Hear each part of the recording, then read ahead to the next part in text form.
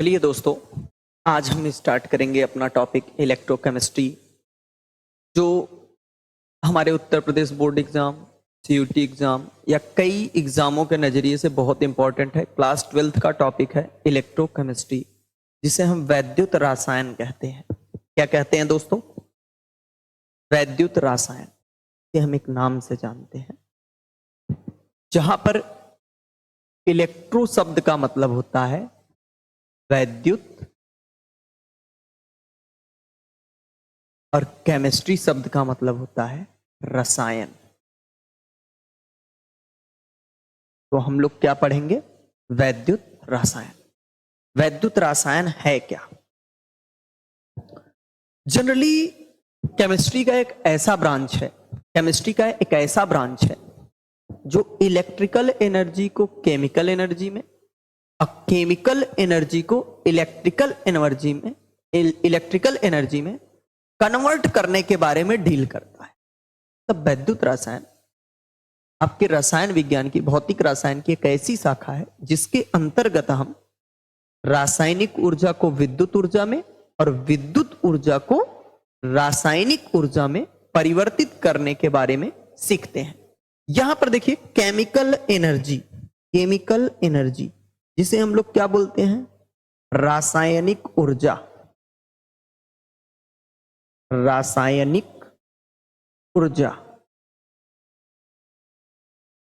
ये है। और इलेक्ट्रिकल एनर्जी विद्युत ऊर्जा।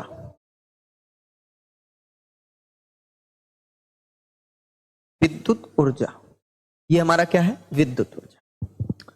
मतलब ये जो है, ये क्या करता है? ये डील करता है या बताता है।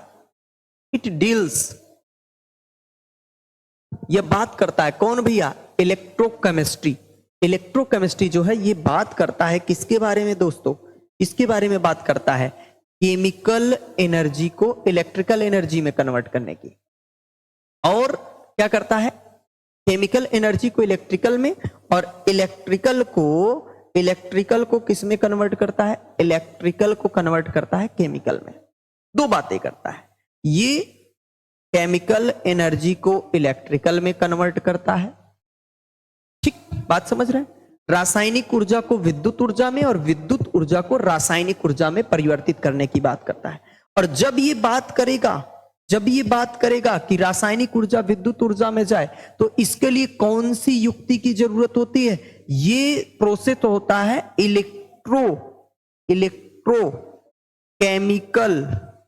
इलेक्ट्रोकेमिकल सेल के द्वारा। किसके द्वारा? इलेक्ट्रोकेमिकल सेल के द्वारा, जिसे हम क्या बोलते हैं? वैद्युत रासायनिक सेल।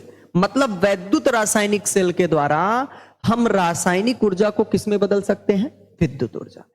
और जब हमें इलेक्ट्रिकल एनर्जी को केमिकल में बदलना होगा, तो यहां पर हमें चाहिए इलेक्ट्रोलाइटिक सेल, जिसे हम वैद्युत अपघट्य सेल कहते हैं। इस प्रोसेस में क्या होता है? हम किसी सिस्टम को, जैसे बैटरी हो गया, उसे हमने इलेक्ट्रिक करंट दिया और वो क्या हो गया? चार्ज हो गया। तो वहां पर केमिकल रिएक्शन कब होता है? जब हम बाहर से, आउटर सर्किट से इलेक्ट्रिक करंट देते हैं। तो कहने का मतलब, ये इलेक्ट्रिकल एनर्जी अगर केमिकल में बदलेगा, तो यहां पर मेरे प्यारे दोस्तों एक क्या होगा? अस्वतः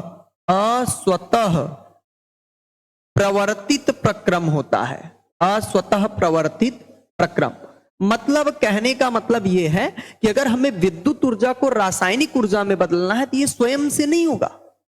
हमें सिस्टम को करंट देना पड़ेगा, तब जाके रिएक्शन होगा। और वो क्या होगा? जो हमारा इलेक्ट्रिकल एनर्जी होता है वो केमिकल एनर्जी के फॉर्म में स्थित हो जाता है। ये चीजें होती हैं।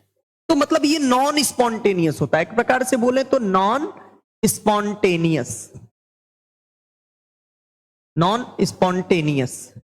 ये नॉन स्पॉन्टेनियस होता है। और जो वैद्युत रासायनिक सेल है, यहां पर विद्युत ऊर्जा जब रासायनिक ऊर्जा में जाती है, तो यह स्वतः प्रवर्तित होता है। यह क्या होता है? स्वतः प्रवर्तित होता है। स्वतः प्रवर्तित का मतलब ये क्या है? स्पॉन्टेनियस है। क्या है?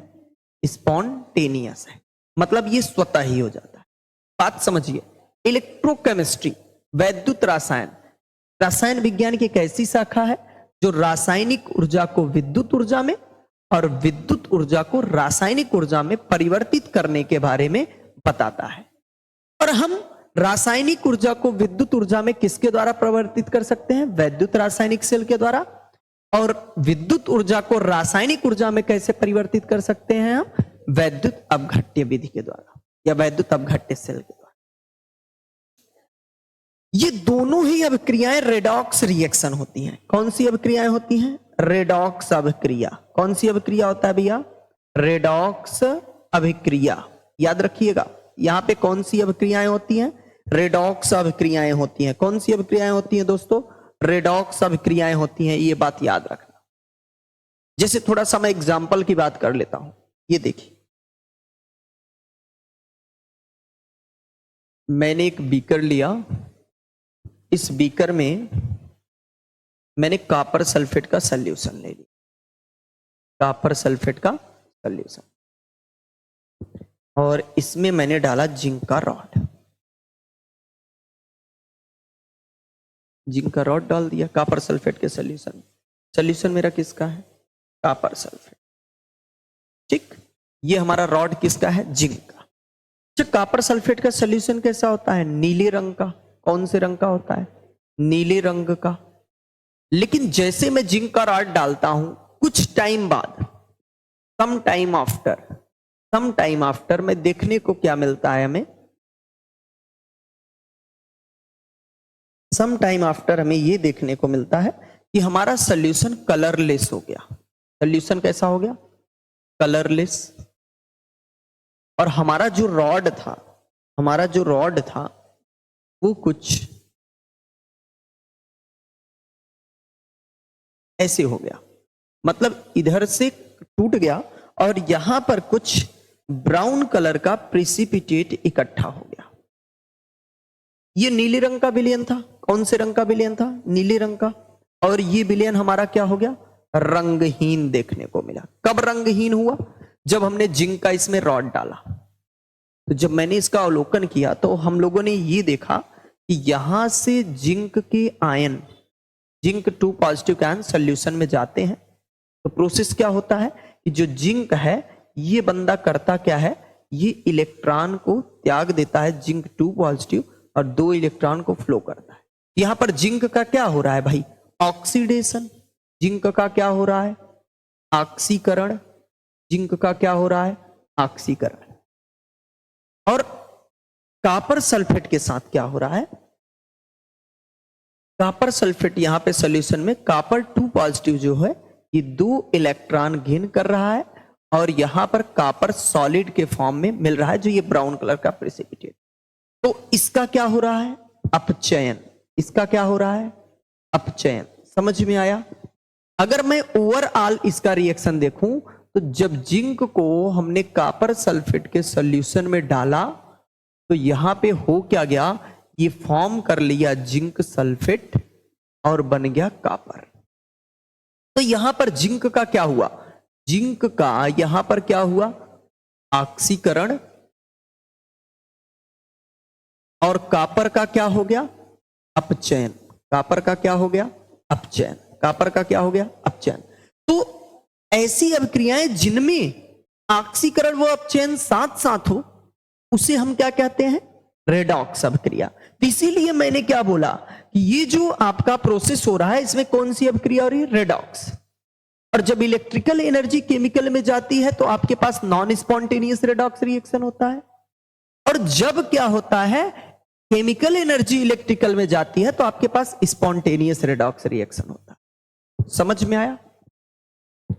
ये हमारी इलेक्ट्रोकेमिस्ट्री का प्रोसेस था जो स्टार्टिंग है मेरे प्यारे बच्चों। अब हम थोड़ा सा अपने टॉपिक को आगे लेकर चलते हैं। किसी भी सॉल्यूशन में जो करंट फ्लो करता है वो 2 वजह से करता है। या तो इलेक्ट्रॉन कंडक्ट हो रहे हो, मतलब इलेक्ट्रॉन फ्लो कर रहे हो, या फिर आपका क्या कर रहा हो, आयन मूव कर रहा हो।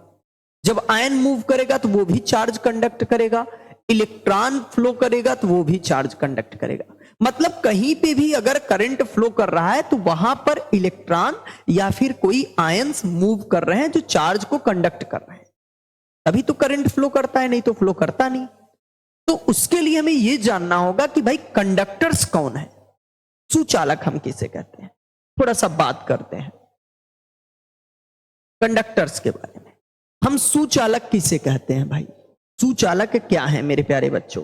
तो जनरली हम लोग सुचालक किसे कहते हैं भाई, सुचालक हम लोग किसे कहते हैं, ऐसे पदार्थ जिनमें विद्युत धारा का प्रवाह सुगमता से होता हो, सुचालक कहलाते हैं। ऐसे पदार्थ जिनमें विद्युत धारा का प्रवाह सुगमता से होता हो, सुचालक कहलाते हैं।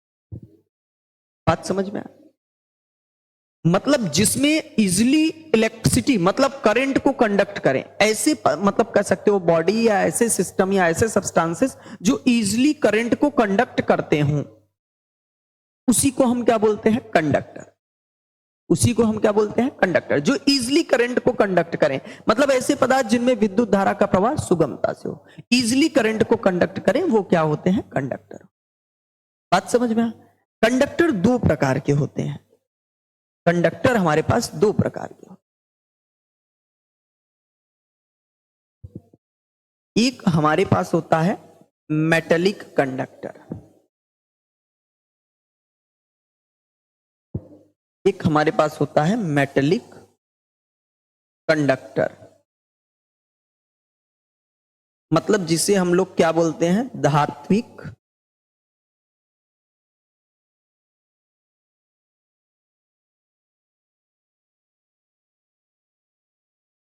धात्विक सुचालक।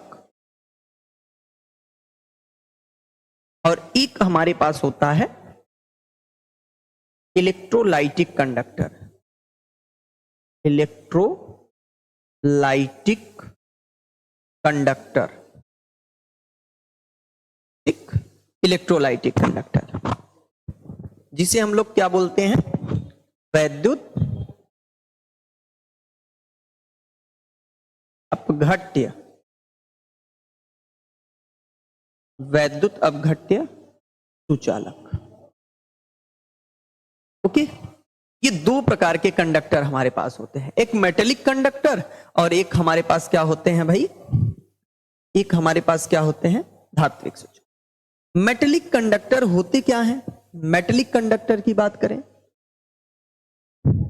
जिसमें मतलब कह सकते हो कि ऐसे कंडक्टर जिसमें करंट को इलेक्ट्रॉन कंडक्ट करते हो, मतलब करंट कंडक्ट बाय इलेक्ट्रॉन्स, या कह सकते हो charge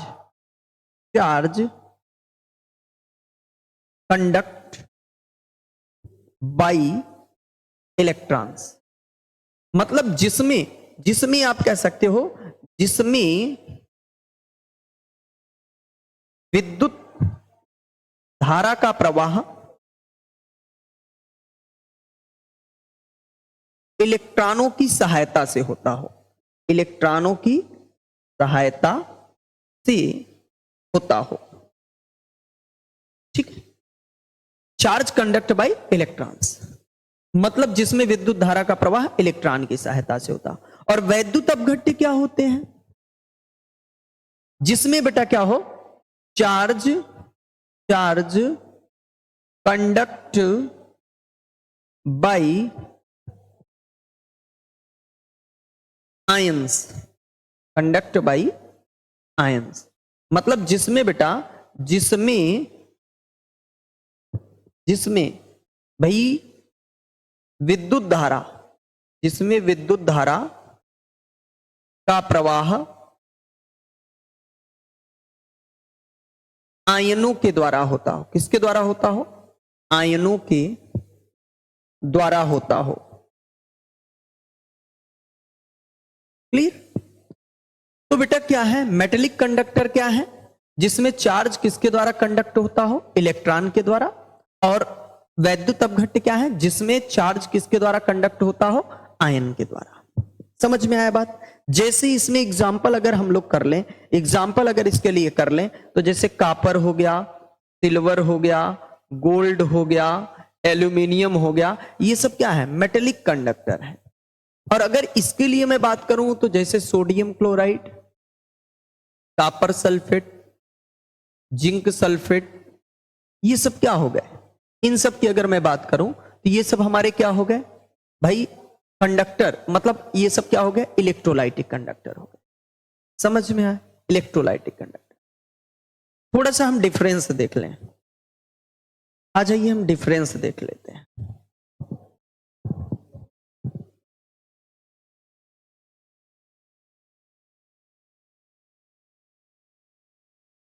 difference between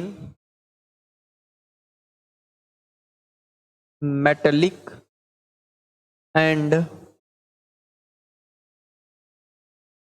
electrolytic conductor, electrolytic conductor मतलब आप क्या कह सकते हो, धात्विक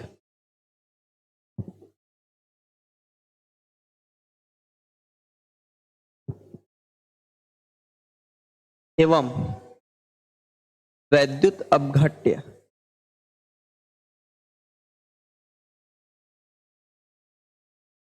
सुचालक के मध्य अंतर।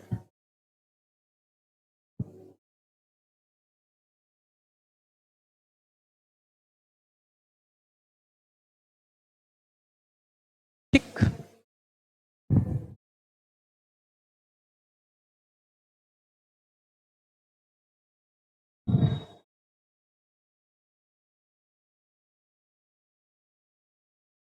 इधर लिख लो मेटेलिक कंडक्टर, इधर लिख लो इलेक्ट्रोलाइटिक कंडक्टर।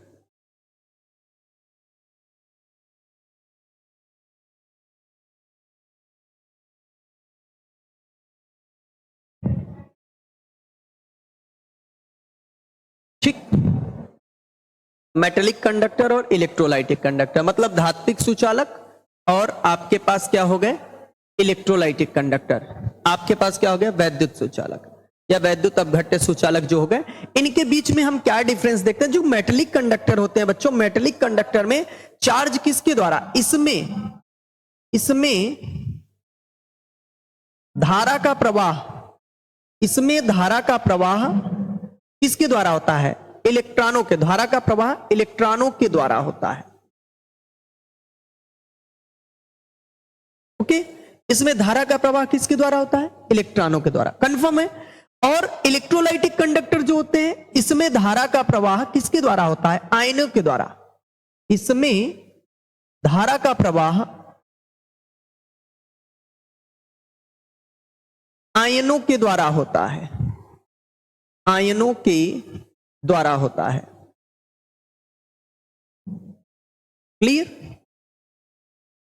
तो भाई इलेक्ट्रोलाइटिक कंडक्टर जितने भी होते हैं, इसमें आपके करंट का फ्लो किसके द्वारा होता है, आयनों के द्वारा, और इसमें करंट का फ्लो किसके द्वारा होता है, इलेक्ट्रॉनों के द्वारा। कंफर्म है, आ रही है।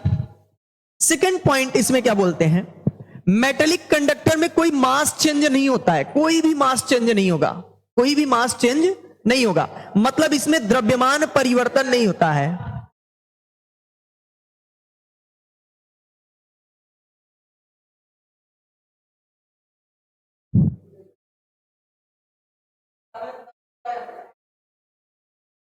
इसमें द्रव्यमान परिवर्तन नहीं होता है, द्रव्यमान परिवर्तन नहीं होता है। क्लियर है, इसमें द्रव्यमान परिवर्तन है, कोई मास में कोई चेंजिंग नहीं होती है भाई। यहां पर आपका क्या होता है, मास में चेंजिंग होती है, द्रव्यमान परिवर्तित होता है, द्रव्यमान में परिवर्तन होता है, परिवर्तन होता है। बात समझिए, द्रव्यमान में परिवर्तन का मतलब समझ रहे हैं। अगर कोई मेटेलिक कंडक्टर हुआ बच्चों, अगर कोई मेटेलिक कंडक्टर हुआ, अगर इसमें हम करंट फ्लो करेंगे, इसमें अगर विद्युत धारा का प्रवाह करेंगे, तो इसके मास में कोई चेंजिंग नहीं होगा, मास चेंज नहीं होगा।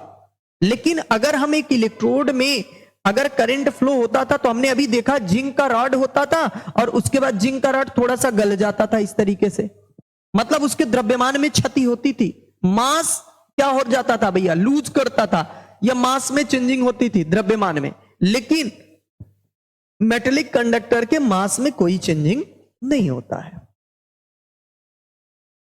अगला पॉइंट अगर मैं बात करूं, नेक्स्ट पॉइंट की बात करूं,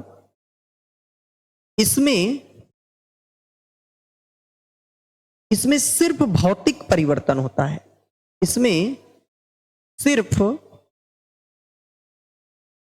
भौतिक परिवर्तन होता है, भौतिक परिवर्तन होता है। भौतिक परिवर्तन का मतलब क्या है, जैसे सिल्वर हो गया, तो ये बंदा सिर्फ क्या करेगा, अगर करंट फ्लो हुआ तो सिल्वर पॉजिटिव हो गया, इलेक्ट्रॉन मूव करते रहेंगे, बस इतना देखने को मिलेगा। लेकिन अगर इसमें हम बात कर लें, इसमें अगर मैं बात करूं तो इसमें क्या होता है, भौतिक एवं रासायनिक दोनों परिवर्तन होते हैं, दोनों परिवर्तन होते हैं। ओके, भौतिक एवं रासायनिक दोनों परिवर्तन होते हैं। और अगर मैं बात करूं, थोड़ा सा स्क्रॉल कर दे रहे हैं थोड़ा सा,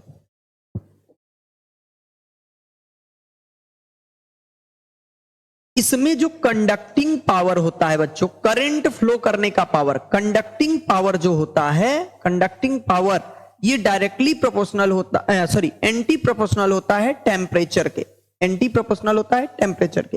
अर्थात कहने का मतलब ताप बढ़ाने पर चालकता घटती है, चालकता घटती है, इसका मतलब प्रतिरोध बढ़ेगा, जायज सी बात है। चालकता घटती है तो मतलब प्रतिरोध क्या होगा, बढ़ेगा, कंफर्म है। आगे आ जाए, इसमें अगर मैं बात करूं तो यहां पर कंडक्टिंग पावर, है ये मेरे प्यारे बच्चों डायरेक्टली प्रोपोर्शनल होता है टेम्परेचर के, अर्थात इसका मतलब ये है, अर्थात ताप बढ़ाने पर चालकता या विद्युत धारा का प्रवाह कह सकते हो, चालकता बढ़ती है। ये हो गया एक पॉइंट आपका, एक पॉइंट ये हो गया, इनके बीच डिफरेंस आप देख रहे हैं मेटेलिक और इलेक्ट्रोलाइटिक कंडक्टर के बीच। एक पॉइंट और हम कर लेते हैं, थोड़ा सा आप सभी नोट कर लीजिएगा। पॉइंट ई अगर इसमें जाए, यह फैराडे के नियम का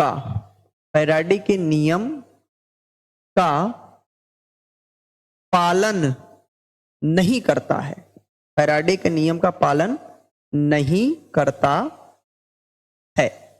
और ये बंदा क्या है, ये फैराडे के नियम का पालन करता है, फैराडे के नियम का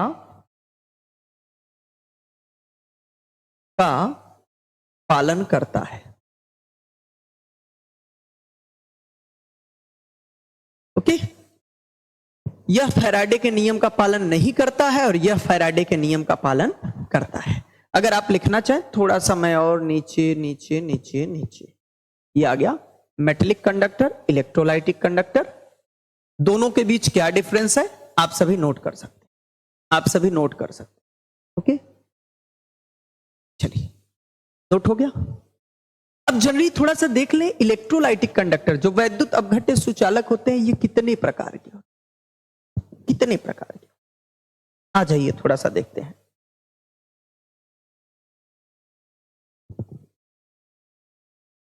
क्या है भाई, टाइप्स ऑफ इलेक्ट्रोलाइटिक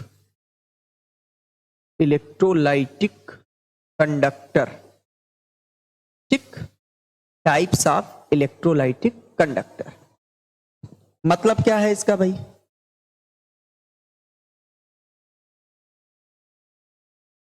वैद्युत अपघट्य पदार्थों या वैद्युत अपघट्य सुचालकों के प्रकार।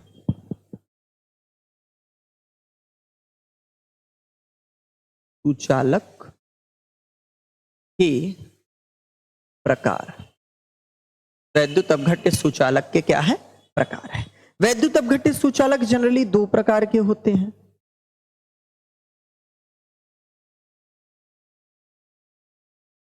एक होता है स्ट्रॉन्ग इलेक्ट्रोलाइट, स्ट्रॉन्ग इलेक्ट्रोलाइट, और एक होते हैं वीक इलेक्ट्रोलाइट। वीक इलेक्ट्रोलाइट मतलब स्ट्रॉन्ग का मतलब क्या हो गया भाई? प्रबल वैद्युत अपघट्य।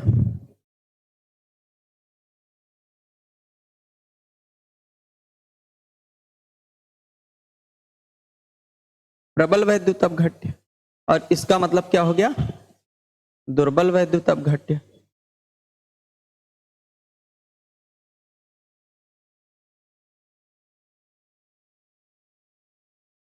ओके, प्रबल वैद्युत अपघट्य और दुर्बल वैद्युत अपघट्य। प्रबल वैद्युत अपघट्य क्या है भाई? प्रबल वैद्युत अपघट्य क्या है? ऐसे वैद्युत अपघट्य पदार्थ, ऐसे वैद्युत अपघट्य पदार्थ जो जलीय विलयन में, जो जलीय विलयन में पूर्णतः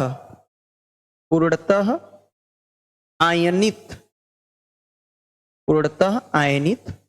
हो जाते हैं, पूर्णतः आयनित हो जाते हैं। और दुर्बल वैद्युत अपघट्य पदार्थ क्या है? ऐसे वैद्युत अपघट्य पदार्थ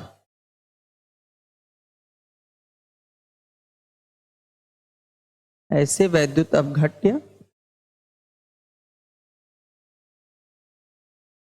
पदार्थ जो जलीय विलयन में, जो जलीय विलयन में पूर्णतः आयनित नहीं होते हैं, पूर्णतः आयनित नहीं होते मतलब आंशिक रूप से आयनित होते हैं। एग्जाम्पल अगर हम करना चाहें, अगर हम एग्जाम्पल करना चाहें, जैसे इसमें अगर मैं बात करूं, जैसे सोडियम क्लोराइड,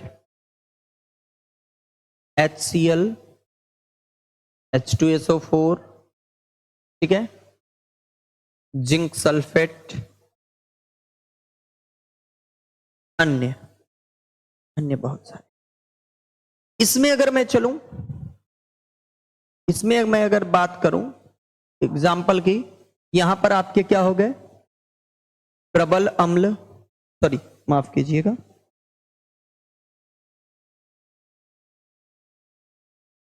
दुर्बल अम्ल एवं दुर्बल क्षारक। ओके मेरे प्यारे बच्चों ध्यान दीजिए, स्ट्रॉन्ग इलेक्ट्रोलाइट क्या है? प्रबल वैद्युत अपघट्य, ऐसे वैद्युत अपघट्य पदार्थ जो जलीय विलयन में पूर्णतः आयनित हो जाते हैं, वो प्रबल वैद्युत अपघट्य कहलाते हैं। और दुर्बल कौन कहलाते हैं? ऐसे वैद्युत अपघट्य पदार्थ जो जलीय विलयन में पूर्णतः आयनित नहीं हो पाते, मतलब कह सकते हो such as a electrolytic solution which are partial decompose या dissociate in aqueous solution. Aqueous solution में पार्शियली डिसोसिएट होते हैं। स्ट्रॉन्ग वाले क्या होते हैं? कंप्लीटली डिसोसिएट हो जाते हैं। इसमें दुर्बल अम्ल और दुर्बल क्षारक, वीक एसिड और वीक बेस, जैसे एग्जांपल फार्मिक अम्ल, एसिटिक अम्ल, अमोनियम हाइड्रोक्साइड, आदि, ये सब क्या आते हैं? वीक के अंतर्गत आ जा रहे हैं। वीक के अंतर्गत, वीक इलेक्ट्रोलाइट के अंतर्गत। स्ट्रॉन्ग के अंतर्गत कौन? Sodium chloride, HCl, H2SO4, zinc sulphate आदि ये आ जा रहे हैं। ये सब क्या है? वैद्युत अपघट्य के प्रकार हो गए। नोट कीजिए, नोट कीजिए।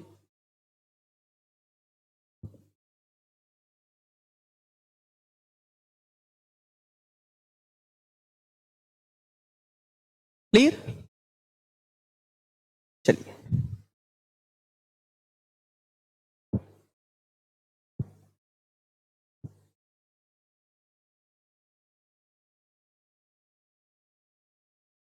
आ जाइए। थोड़ा सा हम जानते हैं रेजिस्टेंस के बारे में, पढ़ते हैं हम थोड़ा सा रेजिस्टेंस के बारे में पढ़ लें। क्या रेजिस्टेंस से पहले एक दो बातें और जान लेते हैं। थोड़ा सा आ जाइए, जैसे हम पढ़ लें इलेक्ट्रोड जान लें। इलेक्ट्रोड क्या है? ठीक, इलेक्ट्रोड क्या है? वैद्युत अपघट्य विलयन में डूबा धात्विक सुचालक ही इलेक्ट्रोड कहलाता है। सिंपल सी बात। दूसरी भाषा में अगर मैं बात करूं, दूसरी भाषा में अगर मैं बात करूं, तो किसी भी सॉल्यूशन से इलेक्ट्रॉन को कंडक्ट करके आउटर सर्किट में फ्लो करने वाला, या फिर कहीं आउटर सर्किट से इलेक्ट्रॉन को लेकर सॉल्यूशन में डिसॉल्व करने वाला, इलेक्ट्रॉन को डिसॉल्व करने वाला मेटलिक रॉड ही क्या कहलाता है? इलेक्ट्रोड। मेरी बात समझना, मेरी बात समझना।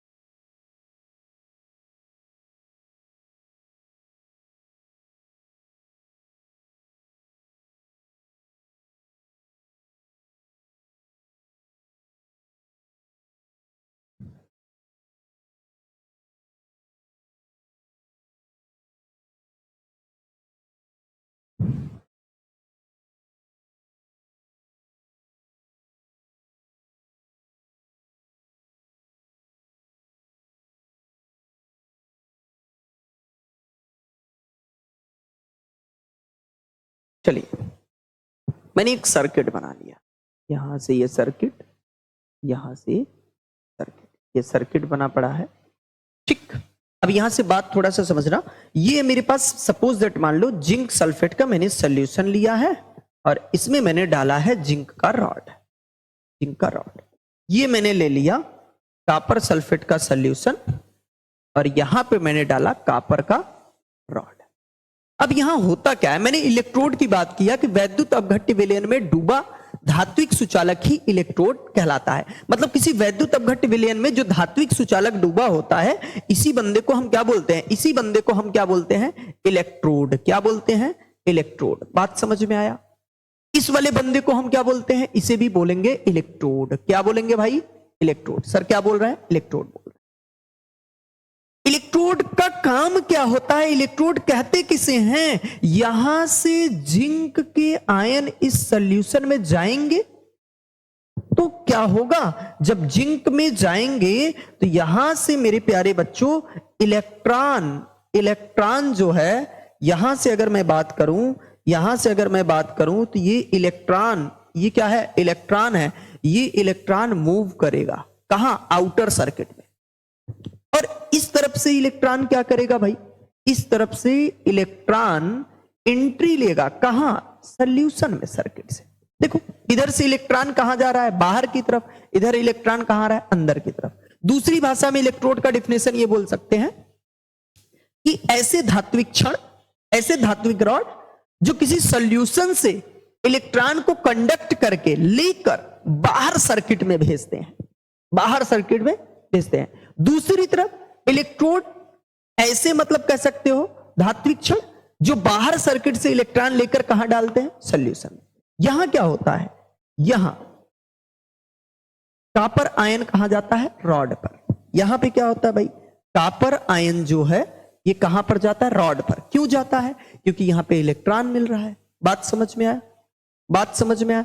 ये हमारे पास क्या है? वैद्युत अपघट्य विलयन में डूबा धात्विक सुचालक ही क्या कहलाता है? इलेक्ट्रोड कहलाता है।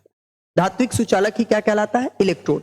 बच्चों इलेक्ट्रोड दो प्रकार के होते हैं, जनरली दो प्रकार के होते हैं, एक एनोड और दूसरा कैथोड। एक एनोड और दूसरा कैथोड। तो जनरली इलेक्ट्रोड क्या है? वैद्युत अवघट्य विलयन में डूबा धात्विक सुचालक ही क्या कहलाता है? इलेक्ट्रोड कहलाता है। और इलेक्ट्रोड कितने प्रकार के होते हैं? दो प्रकार के। इलेक्ट्रोड कितने प्रकार के होते हैं? दो प्रकार के। आ जाइए एक बार दोबारा देख लें। दो प्रकार के होते हैं, कौन कौन से होते हैं? एक होता है एनोड, एक होता है एनोड और दूसरा होता है कैथोड। दूसरा होता है कैथोड। क्लियर है? एक एनोड और दूसरा कैथोड। एनोड किसे कहते हैं? एनोड किसे कहते हैं? ऐसा इलेक्ट्रोड, ऐसा इलेक्ट्रोड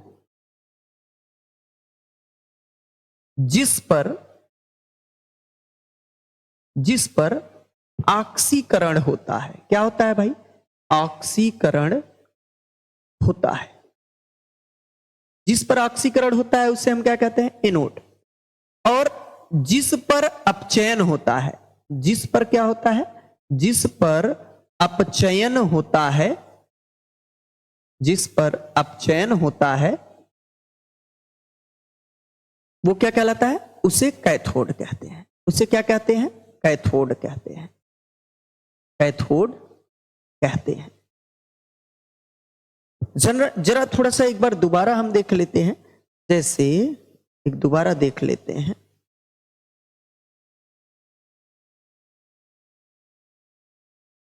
एक बार दोबारा हम देखते हैं। ये हमारे पास सॉल्यूशन और ये हमारे पास क्या है? सॉल्यूशन है।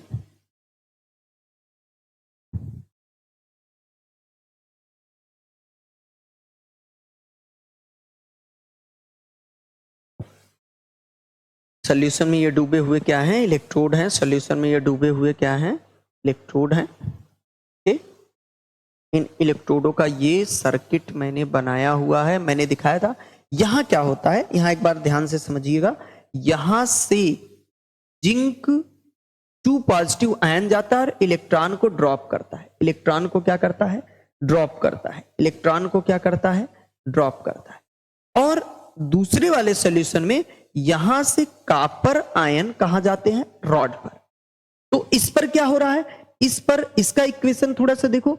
इसका इक्वेशन अगर हम देखें तो यहां पर जिंक क्या कर रहा है? जिंक क्या कर रहा है? इलेक्ट्रॉन त्याग कर जिंक आयन बना रहा है। तो यहां पर क्या हो रहा है? ऑक्सीकरण। क्या हो रहा है दोस्तों? ऑक्सीकरण। और इससे इलेक्ट्रॉन कहां जा रहा है? बाहर सर्किट पे जा रहा है। और दूसरी तरफ वाले पे अगर मैं चलूं, इस पे वाले पे अगर मैं चलूं तो यहां पर कॉपर 2 पॉजिटिव 2 इलेक्ट्रॉन को एब्जॉर्ब करके कॉपर बना रहा। क्या बना रहा? कॉपर। यहां पर क्या हो रहा है? अपचयन। क्या हो रहा है? तो मैंने क्या लिखाया कि ऐसे इलेक्ट्रोड जिस पर ऑक्सीकरण होता है उसे एनोड कहते हैं। मतलब इस तरफ वाला क्या कहलाएगा? एनोड। और जिस पर अपचयन होता है उसे क्या कहते हैं? कैथोड। क्लियर है मेरे प्यारे बच्चों? इसे हम क्या कहते हैं? कैथोड। आशा करता हूं कि बातें समझ में आई होंगी आपको। बिल्कुल हम सिंपल ढंग से बता रहे हैं कि एनोड क्या है? ऐसा इलेक्ट्रोड जिस पर ऑक्सीकरण होता है उसे हम क्या कहते हैं? एनोड। और जिस पर अपचयन होता है उसे हम क्या कहते हैं? कैथोड। तो आज की क्लास में बस इतना ही। कल की क्लास में हम मिलेंगे रेजिस्टेंस, रजिस्टिविटी, कंडक्टेंस, कंडक्टिविटी के साथ। मतलब प्रतिरोध, प्रतिरोधकता, चालकत्व, चालकता आदि के बारे में अध्ययन करेंगे। तो हमारे इस चैनल पर आप बने रहिए और हमारे चैनल को सब्सक्राइब कीजिए और ज्यादा से ज्यादा अपने दोस्तों में शेयर कीजिए। हम ऐसे ही आपको बिल्कुल सरल भाषा में, बिल्कुल सरल तरीके से आपको सारे टॉपिक क्लास 11th के, क्लास 12th के धीरे धीरे कंप्लीट कराते रहेंगे। और आपके एग्जाम्स की जो भी एमसीक्यू टाइप्स क्वेश्चन है या जो अदर चीजें हैं वो आपको हमारे इस चैनल पर मिल जाएगा। अगर आपको नोट्स चाहिए तो आप कमेंट बॉक्स में बोल सकते हैं। आपको हमारे चैप्टर के नोट्स हमारे टेलीग्राम लिंक पर मिल जाएंगे। वो लिंक आपको डिस्क्रिप्शन में मिल जाएगा।